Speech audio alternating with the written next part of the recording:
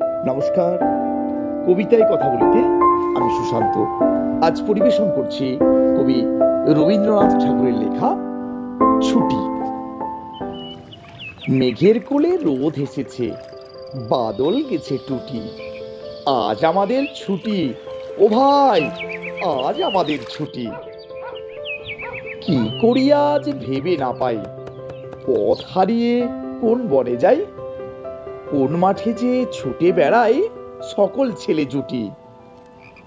কেয়া পাতার নৌকা পরে সাজিয়ে দেব ফুলে, তাল দিঘিতে ভাসিয়ে দেব চলবে তুলে তুলে।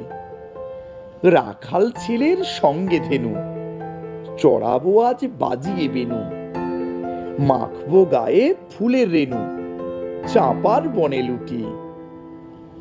আজ আমাদের ছুটি, ও ভাই, আজ আমাদের ছুটি। নমস্কার।